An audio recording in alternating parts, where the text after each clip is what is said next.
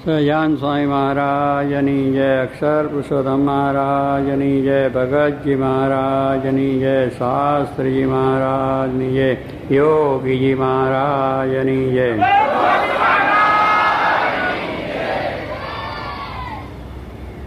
સ્વામી વાતમાં જણાવે છે કે કથા કરે, કીર્તન કરે, ભજન કરે, સેવા કરે, પણ હું દેહ છું એવું મનાય તો એનું સુખ ના આવે. કારણ કે દેહ ભાવને લઈને આપણને એનો આનંદ નથી આવતો. કારણ કે દેહ ભાવને લઈને આપણે માન થાય, અપમાન થાય, કોઈ બોલી જાય, કોઈ કહી જાય, એને લઈને આપણે દુઃખ થઈ જાય, મન પાછું પડી જાય. કથા વાર્તા પણ સારી છે, બધું ભજન સારું છે, સત્સંગ સારો છે, પણ એક દેહ ભાવને લઈને. એટલે સ્વામી કહે છે કે આપણે જીવનો સત્સંગ કરો, દેહનો સત્સંગ નહીં. દેહને તો સારું ખાવાનું પડે, માન પાન મળે, સારું વ્યવસ્થા મળે, એ કરે તો આપણે સારું કે સત્સંગ બહુ સારો. ત્યાં સમય આમ ગયા હતા, પણ જો આ બધી સગવડ આપણને મળે તો સમયો સારો છે, બધું સારું છે. પણ જો ન કંઈ સગવડ મળી હોય તો કે કંઈ નહીં, ત્યાં ગયા હતા પણ કંઈ સગવડ નહીં. એટલે શું દેહ ભાવ છે. હવે જ્યારે આપણે બધે સત્સંગમાં, કોઈ પણ ઠેકાને સત્સંગમાં જઈએ છીએ કે દર્શન કરવા જઈએ છીએ, તો ત્યાં એક આપણા આત્માના કલ્યાણ માટે જઈએ છીએ કે આપણું શ્રેય કેમ થાય, આપણા સારા વિચારો કેમ થાય, આપણે સારું કાર્ય કેમ કરી શકીએ, આપણામાં જે સદ્ગુણો છે કેમ પ્રગટ થાય, એને માટે ત્યાં જઈએ છીએ. ત્યાં કંઈ આપણે સુખ ભોગવવા નથી જતા.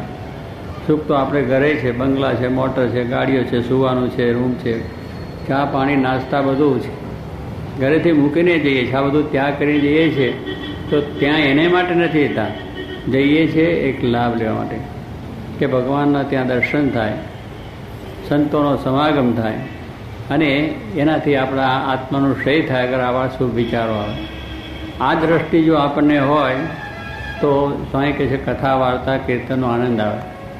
કે ત્યાં ગયા હતા પણ મજા ખૂબ કથા વાર્તાને આવી, પ્રસંગ બહુ સારો આવ્યો. જે પ્રસંગો કથામાં હોય એનો આનંદ, એની વાત બીજાને કરતાં એને આનંદ પણ થઈ જાય. પણ જો એ વાત બરાબર ન હોય તો કે ત્યાં ગયા હતા પણ કંઈ નહીં. કારણ પેલો આપણો દેહ ભાવ છે કે દેહને જે જરૂર છે ન મળ્યું એટલે આખી કથા ખલાસ થઈ, ખરાબ થઈ ગઈ. એટલે દેહ ભાવ જે જતી છે ત્યાં સુધી આપણને આ જે વસ્તુ સારી છે પણ એની મજા આવતી નથી. ભોજન તો સારું છે પણ ડાયાબિટીસ છે એટલે પછી બજાર ન આવે ને. આટા, જલેબી, મેસૂબ, બીજું ત્રીજું બહુ સુંદર પકવાન છે, સારી વસ્તુ છે, પણ ડાયાબિટીસ છે એટલે કંઈ આવે ન જ આવે, એનો આનંદ ના આવે. એમ આપણને કથા વાર્તા સત્સંગ બધું સારું છે પણ આપણે ડાયાબિટીસ દેહ ભાવ છે. એટલે દેહ ભાવને લઈને આપણને જેમ આ સત્સંગની અંદર રુચિ થતી નથી ને સમજાવતું નથી. એટલા માટે સ્વામીએ આપણને વાત કરી, શ્રીજી મહારાજે કહ્યું કે સત્સંગ જીવનો કરવો. કારણ કે જીવને આ બધી વસ્તુ જરૂર નથી, એને તો કથા વાર્તા કીર્તન મળે એનાથી જ એને સુખ છે, એ જ એનો ખોરાક છે. અને એ માટે દરરોજ સત્સંગ આપણે કરવો જોઈએ. દરરોજ કરવાનું કારણ એટલા માટે છે, આમનો ભજુભાઈ સાહેબે આપણને વાત કરી કે જે આપણા ઘરમાં વાસણ, આપણું ઘર છે પણ દરરોજ સાફ કરવું પડે. બારી બારનો બંધ રાખો તો પણ કચરો અહીં આવી જાય. એ વાસણ જે આપણા છે ને પણ દરરોજ સાફ કરવા પડે છે. એમને વાત કરી એમ આપણા જીવની અંદર કચરો ન ચડી જાય. આપણામાં દૂષણ છે, વ્યસન છે, અનેક આપણા જે દુર્ગુણો ન અંદર આવી જાય. અગર આવી ગયા હોય તો એને સાફ કરીને બહાર કાઢવા, એને માટે આ સત્સંગની વાત કરી. અને એટલા માટે અહીંયા સ્વામી મહારાજ કે જીવનો સત્સંગ કરવો એટલે કોઈ જાતનું દુઃખ જ નહીં. સ્વામી બીજી પણ વાત કરે છે કે દેહમાં દોષ રહ્યા છે, આપણા દેહની અંદર દોષ બધા રહ્યા છે. માન અપમાન, સુખ દુઃખ છે, ખાવું પીવું, મોજ શોખ, એસારામ, એટલે બધા દોષ જ છે. અને જીવમાં, આત્મામાં કોઈ દોષ છે જ નહીં. સ્વામી એનું દ્રષ્ટાંત પણ આપે છે કે આપણે આ કાઠિયાવાડ ભૂમિમાં બેઠા છે તો શું કે કાઠિયાવાડની ભૂમિમાં પહેલે જ ગાય પથ્થર, પથ્થરવાળી જમીન છે એટલે તમે એને ખોદો તો તરત જ પહેલાં પહેલો પથ્થર આવે અને ચકમક જેવું અગ્નિના તણખા જળે. પથ્થર જ છે એટલે સહેજે જ આપણને એ ખોદકામ કરતાં વહમું લાગે અને મુશ્કેલી પણ ઘણી જાતની આવે. પણ સ્વામી કે ગુજરાતમાં પાતાળ સુધી ખોદીએ તો પથ્થર આવે નહીં. ત્યાં બધી માટી છે, ધૂળ જ છે ઠેઠ સુધી.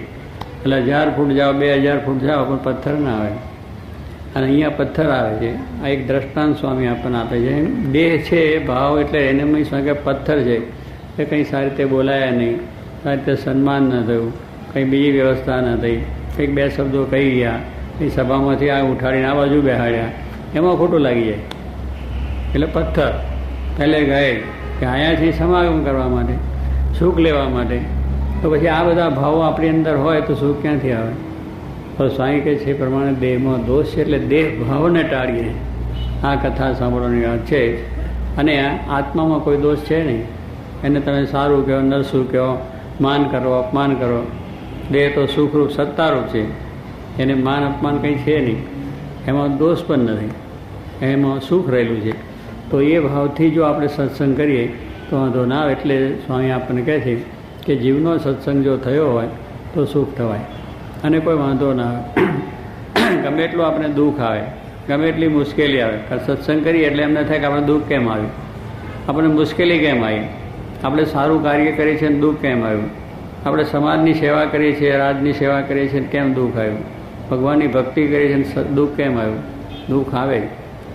આ સંસાર ચક્ર એવું છે, દુઃખ બધું સંસારમાં પડેલું જ છે એટલે આવે જ. કારણ કે દેહ છે રોગનું ઘર છે, તો રોગ પણ આવે અંદર. કે હું ભગવાન બાજુ મને રોગ ના થાય, કંઠી બાંધી છે તો એનો રોગ કેમ આવ્યો? પણ એ તો શું કે ભગવાનનો આશરો છે, મટે. આ દુઃખ મટે એને માટે નથી.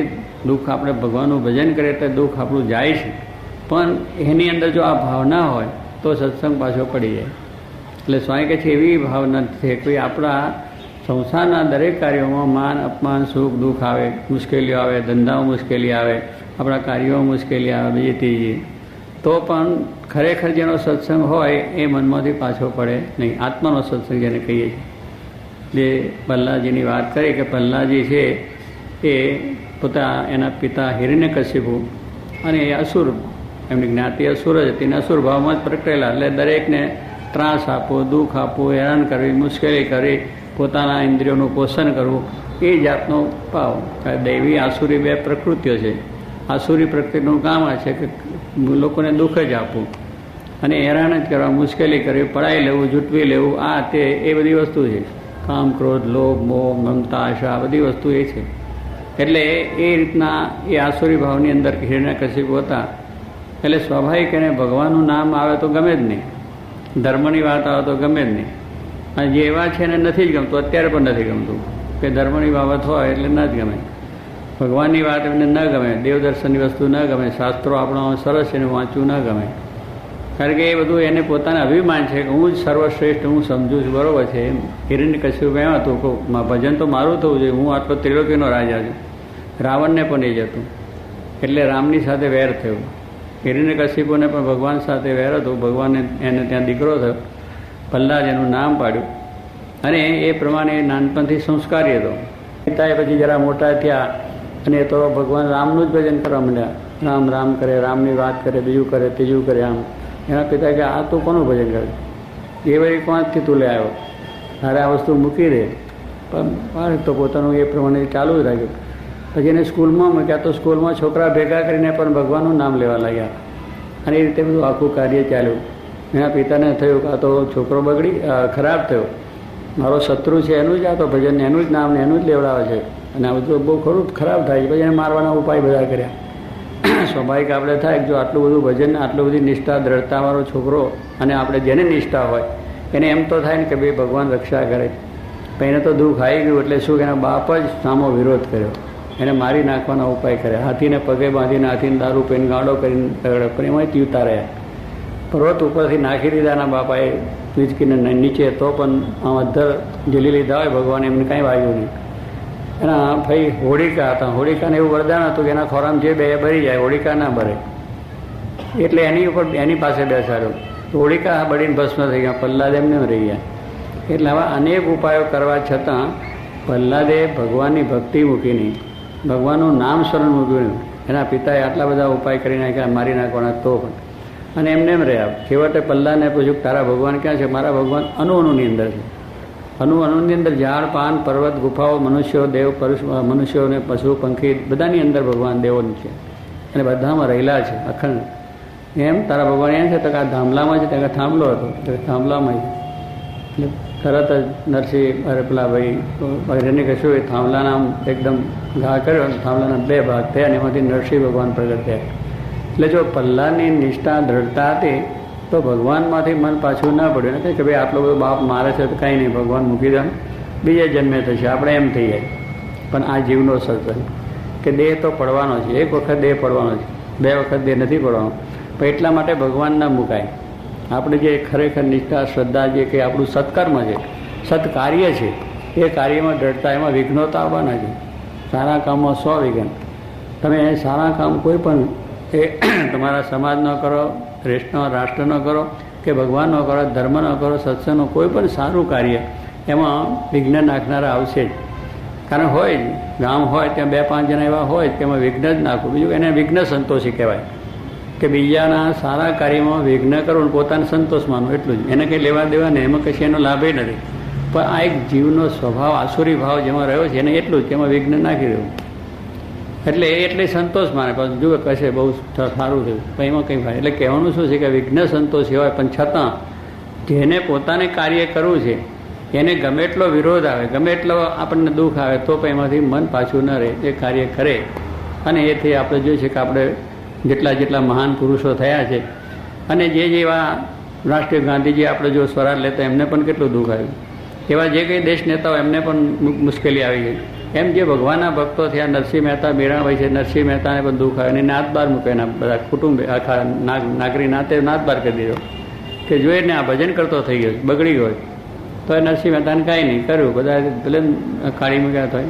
અત્યારે આપણે નરસિંહ મહેતાના ચોરે હું પગવે લાગવા જાય, નાગરોન થાય કે અમારા કુટુંબમાં થાય, અત્યારે હું વખાણે ત્યારે કોઈ એને ગણતા નતા. પણ એને કંઈ હતી નહીં, એને પડ્યું નથી, મારો ભગવાન છે તો સાંભળ્યાનું ભજન હંમેશા કરો. મીરાને ઝેરનો પાલને પતિએ જ મોકલ્યો. આ તો કંઈ ભગવાન ભજવા નીકળે એટલે વિઘ્ન આવે છે. દુઃખ તમે સારું કોઈ પણ કામ કરો તો આવે જ. પણ જો ખરેખર નિષ્ઠા જેને હોય કે ભગવાન જે સારું જ કરે છે તો એની ભક્તિમાંથી પડે ને, એ સારા કાર્યમાંથી પાછો પડે અને સારા કાર્યો કર્યા જ કરે અને સારી રીતે થઈ જાય છે. તો એ પ્રમાણે મીરાએ ઝેરનો પાલો પણ પી ગયા, ભગવાનને સંભાળીને એને કંઈ થયું નહીં અને શાંતિથી આજના કીર્તન સાંભળ્યું છે. દાદા ખાચર ત્યાં ભગવાન સ્વામિનારાયણ રહ્યા તો દાદા ખાચરને પણ બધા આવ્યા, કુટુંબિક આવ્યા, સામાજિક આવ્યા, રાજકીય આવ્યા, બહુ વિઘ્નો આવ્યા. ભગવાન અખંડ એને ત્યાં બિરાજે તો પણ એને ભગવાન મૂક્યા નહીં.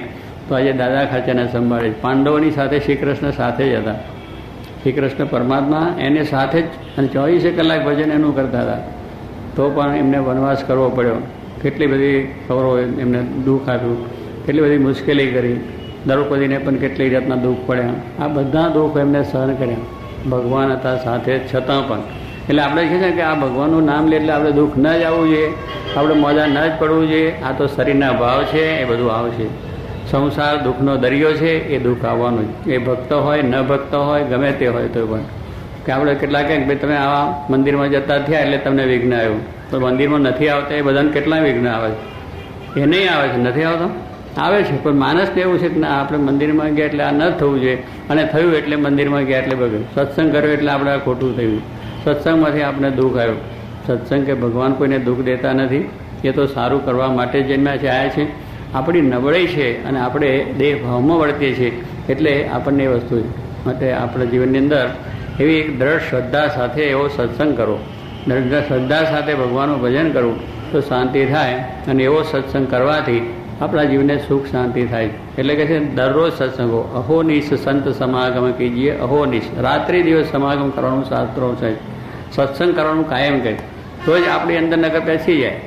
કચરો ભાઈ અહીંયા તમે સત્સંગ કરો છો 2 કલાક કરો પણ 1 મિનિટમાં બહાર જાઓ અને તમારે સોજો બધો કચરો પહેરી જાય લો. એટલે એને પેસનો વાર નથી. ખરાબ વસ્તુ તમારા પેસનો વાર નહીં લાગે. સારી વસ્તુને કરતાં બહુ વાર લાગે. સંતર કરવું હોય તો એને ટાઈમ લાગે. પાડી નાખવું તો એક જ ધડાકે નીચે હેઠું. એમ સ્વામી કે બગડતા માણસને વાર નથી, સુધરતા બહુ વાર લાગે. અને એ રીતે આપણે સુધરવા માટેની સુધરવું કાયમ રહેને માટે આ સત્સંગ એ શબ્દો સાંભળ્યા કરીએ તો પેલું પેસે નહીં. એટલા માટે જોગી મહેતા બાપા કહેતા કે બધું બહારનું જોવું નહીં, સાંભળવું નહીં, બહારની વસ્તુઓ ખાવી નહીં, પીવી નહીં, બધું અત્યારે એમાં કચરો બધો ભેળસેળ તમે જુઓ. ખાવાની દરેક વસ્તુ દરેક ચીજોની અંદર દૂધમાં કે ખાવાના મસાલા, પેલું શું હળદર છે, મીઠું છે, હળદર છે, તેલ છે, ઘી છે, બધાની અંદર દવાઓની અંદર ભેળસેળ. માણસને પૈસા પૈસા પૈસા, તો પૈસા તારે જ નથી રહેવાના અને આ મૂકીને જવાનો જ. પણ એની એટલી આસક્તિ બીજા માણસ મરે, દુઃખી થાય, હેરાન થાય, તો એ રીતે કરે જ લો. તો એ ભાવ છે તો શાંતિ ક્યાંથી થાય? એટલે એ બધો કચરો આપણે ન પે, એવો ખોટો આપણો લોભ પણ ના હોય. અને આપણા જીવનમાં સારું થાય, કોઈ બીજાને કરી છૂટીએ, બીજાને આપી છૂટીએ અને બીજાની સેવા કરી છૂટીએ, ભગવાનની ભક્તિ કરીએ.